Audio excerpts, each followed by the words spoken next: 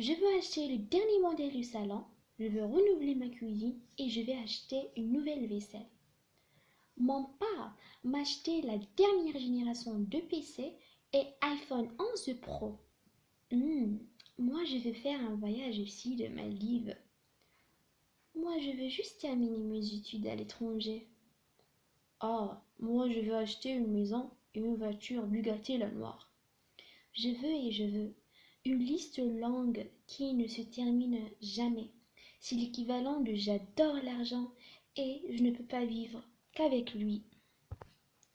La question d'aujourd'hui, c'est l'argent permet-il d'acheter le bonheur? Certaines personnes croient que l'argent est la clé du bonheur et sans lui, on ne pourrait jamais être heureux. Or, cela est-il vrai?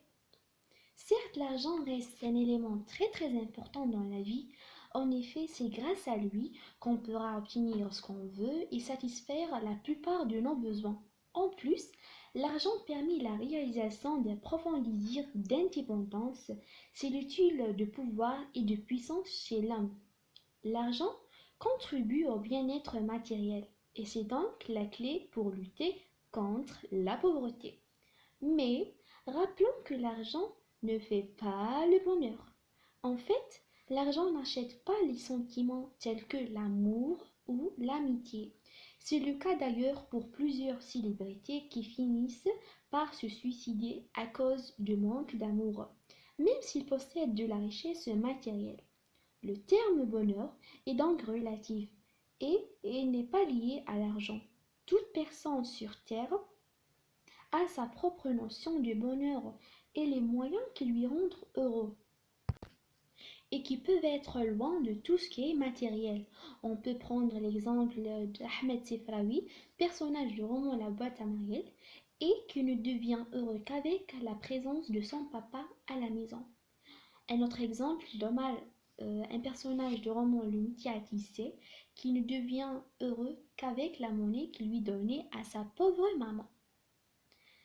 Et comme un bon extrait de conclusion, l'argent participe à l'amélioration de notre monde et de notre vie.